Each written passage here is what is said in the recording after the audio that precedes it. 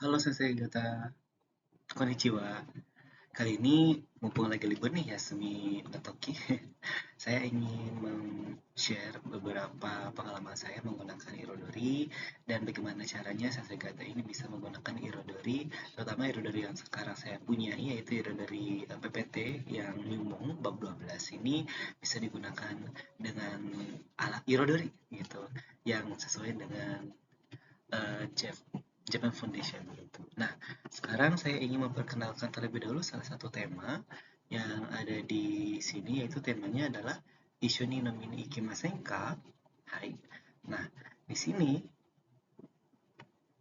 ada semacam question mark atau tanda tanya yaitu anata no sundeiru machi ni wa dona matsuri ya ibento ga arimasu ka?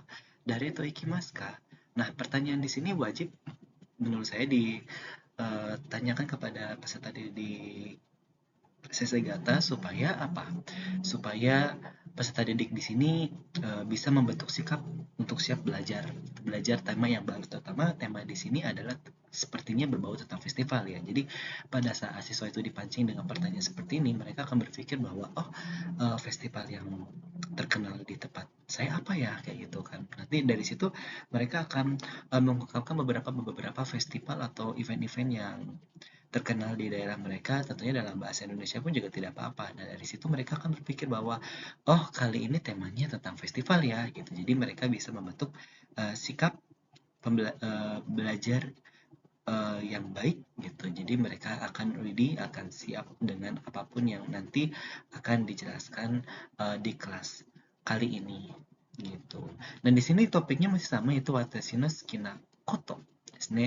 Biasanya kalau dalam Irodori topiknya itu ada beberapa topik yang sama gitu, tapi di sini topiknya yaitu Watashi no Sukina Koto dengan judul Ishoni no Mini Ikimasen ka? Seperti itu.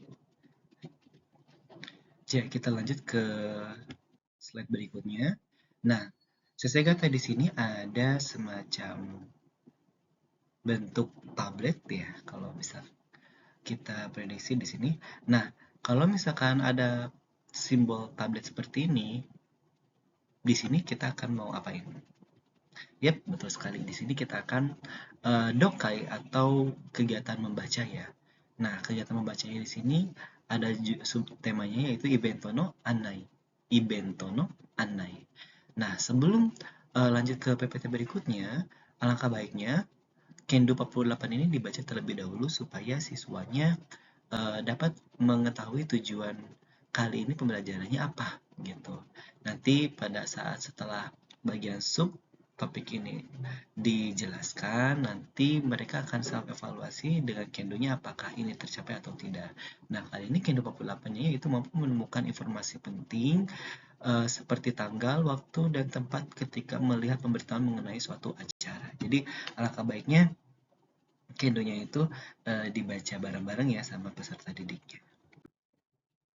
Nah, biasanya Irodori itu penuh dengan ilustrasi ya. Ilustrasi yang diambil di sini adalah ilustrasi diambil dari kisah nyata, dari pengalaman-pengalaman yang dialami oleh para pekerja, terutama pekerja SSW, spesialis worker ya, seperti Kaigo atau Ishoku dan sebagainya gitu. Biasanya kan mereka hanya memiliki tingkat bahasa Jepang yang basic A2 ya. Jadi uh, Irodo ini pas banget gitu kalau kata saya dipakai di kelas-kelas yang ingin mencetak SSW atau kelas-kelas SSW supaya siswa-siswa Sesegata ini bisa ready, bisa berbicara bahasa Jepang secara dasar. Nanti kalau misalkan mau advance ya berarti nanti di tempat nya gitu mereka akan berlatih. Oke. Nah, di sini ilustrasinya uh, seolah-olah peserta didik itu diajak untuk melihat informasi mengenai acara lokal yang ditempel pada majalah dinding di tempat kursus bahasa Jepang. Biasanya di Jepang pun juga seperti Sasegata itu masih banyak menggunakan istilahnya mading ya untuk menaruh beberapa informasi yang dijelaskan gitu kepada publik atau kepada halayak gitu. Nah, di sini ada beberapa ilustrasi, misalkan ilustrasi tentang dokai ka atau tentang matsuri desu ne. Hai. Untuk di bagian ini, alangkah baiknya kita konfirmasi dulu kepada siswanya supaya apakah gambarnya terlihat dengan jelas atau tidak gitu. Atau boleh dikonfirmasi dengan bahasa Indonesia misalkan seperti ini. Ini kira-kira nomor 4 ini ilustrasinya tentang apa ya, tentang festival apa ya, dan sebagainya. Ingat, di pelajaran Dokai tidak perlu diterjemahkan satu persatu karena satu, waktunya habis, kedua nanti justru senseinya yang terlalu banyak ngomong malah jatuhnya nanti ipoteki no jugyo. Justru ipoteki no jugyo ini yang harus dihindari di kelas Irodori. Kenapa? Karena kalau misalkan pembelajaran satu arah membuat siswanya menjadi tidak bisa berpikir kritis dan juga tidak bisa diberi kesempatan untuk mengeksplor atau berpikir kreatif terhadap apa yang akan mereka pelajari kali ini. Dan di sini sebetulnya para peserta didik sudah bisa menebaknya ya, karena di sini sudah ada Taisei Kotoba atau beberapa kosakata yang bisa dijadikan referensi untuk mereka membaca 4 pamflet tersebut. Nah, di sini ada perintahnya dan ada informasi berikut pada poster. Oke. Biasanya kegiatan-kegiatan di Dokai yang ada di Irodori ini tidak terlalu eksplisit ya, maksudnya seperti di Minano Nihongo atau di Yomeru Topik ya kalau nggak salah, buku-buku yang pernah kita gunakan sebelumnya, bahwa banyak banget nih, ada yang Marubatsu, terus ada esai, terus ada PG dan sebagainya. Itu um, agak digeser ya, tapi kalau misalkan di bab atas mungkin ada ya, tapi kalau misalkan di Irodori kebanyakan sih dia lebih kepada informasi apa yang dia dapat gitu, informasi apa yang bisa dia baca, walaupun si peserta didik ini pastinya tidak mengerti kanji ya, terutama di sini bisa dilihat banyak banget kanji-kanji yang mereka belum pelajari, terutama di bagian nyumong. Di sini ingat, bukan untuk menerjemahkan semua pamfletnya, tapi lebih kepada apakah peserta didik ini dapat mengambil suatu informasi penting yang menurut mereka penting dalam pamflet ini gitu, dengan cara menebak atau menerka-menerka. Dan kalau misalkan mereka ingin menerjemahkan secara gamblang, mereka bisa kok menerjemahkannya secara mandiri dengan bantuan Taisei Kotoba. Tapi itu nanti apabila waktunya tersisa. Kalau misalnya waktunya tidak tersisa, mungkin bisa dijadikan tugas atau bisa dijadikan bahan diskusi lainnya untuk pertemuan berikutnya. Nah, di sini ada Dona Evento, acara apa? Nanti peserta didiknya mungkin akan melingkari bagian sini ya. Oke. Terus kalau misalkan peserta didiknya gak bisa baca, ini apa sih? Boleh baru kita bantu. Tapi kalau misalkan uh, saya rasa peserta didik lebih pintar daripada kita ya. Justru mereka akan mencari, oh ini ada Natsu Matsuri, mereka akan membacakan hal tersebut. Lalu itu adalah titik masanya, mereka akan coba mencari di mana. Oh, itu bagiannya sini. Dan Doko adalah tempat mereka akan mencari tempat di mana pamflet itu akan diadakan. Hai.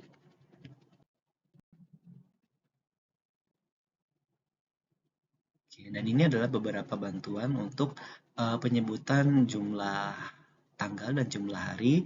Kalau bisa sih, Sesegata di drill kembali juga dipersilakan dengan cara apa? Pastikanlah cara menyatakan tanggal. Nah, nanti Sesegata silakan diklik bagian ininya, diperdengarkan terlebih dahulu sambil diminta siswa atau peserta didiknya untuk membaca dalam hati sambil mendengarkan. Kemudian eh, dikonfirmasi masing-masing maknanya, misalkan setelah kegiatan mendengar terlebih dahulu nanti bisa dibahas bareng-bareng Ichigatsu apa bulan satu dan sebagainya kayak gitu. Setelah itu kita perdengarkan kembali si onsei-nya atau skitnya nanti pada saat sesi ini di saya sih lebih kepada praktek shadowing ya. Praktek shadowing itu apa? Jadi praktek shadowing itu peserta didik kan sudah mengkonfirmasi nih arti-arti semua yang ada dalam tulisan tersebut dan sudah bisa membiasakan telinganya dengan lisan orang Jepang. Kemudian nanti mereka akan mencoba untuk meniru cara pelafalannya gitu. Ingat, dalam teknik shadowing itu harus dilakukan setelah dikonfirmasi artinya. Jadi jangan sampai peserta didik melakukan shadowing padahal mereka tidak mengerti apa yang mereka shadowing sekarang. Itu sangat rawan menurut saya. Jadi sebaiknya diperdengarkan terlebih dahulu, dibahas dalam bahasa Indonesia maknanya baru dilakukan shadowing. Nah, kemudian biasanya di setiap subbab irodori, baik itu di Nyumong A1 ataupun A2, ada pembahasan event tono anai ya, event maaf ada pembahasan kendo maaf ya. Jadi kendo di sini merupakan self evaluation atau evaluasi mandiri di mana peserta didik dipertanyakan kembali kendo 48 ini apakah mereka mampu menemukan informasi penting seperti tanggal, waktu dan tempat ketika melihat pemberitahuan mengenai suatu acara. Nah, di sini ada indikatornya. Indikatornya sangat mudah karena dalam bahasa Indonesia juga dan juga cara mengindikasinya pun juga sangat mudah menurut saya ya. Di sini ada 3 indikator yaitu saya telah mencoba namun masih sulit, saya mampu melakukannya, dan saya mampu melakukannya. Jadi yang paling bagus itu adalah bagian 3, saya mampu melakukannya dengan baik. Nah, di sini caranya adalah Sesegata boleh membacakan Kendo 48 atau bareng-barengan dengan siswa, kemudian dimintai berapa bintang kali ini.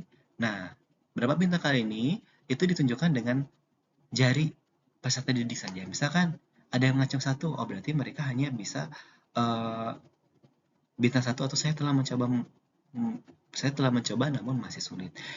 Dan sampai ketiga. Nah, di sini Senseigato tidak perlu memaksakan seluruh peserta didik harus mencapai bintang 3 karena masing-masing peserta didik memiliki kemampuan atau kapasitas belajar yang berbeda, pemahaman yang berbeda, jadi tidak bisa dipaksakan.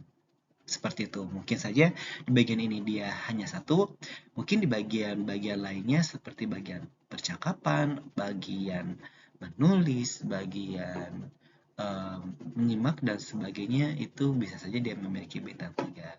Sip, itu saja yang ingin saya sampaikan untuk bagian pembelajaran dokai atau kegiatan membaca di Rodori. Jika ada pertanyaan boleh dibagikan, boleh di-share di komentar ya. Terima kasih, saya Gata. Selamat menggunakan Irodori. Sampai jumpa. Sayonara.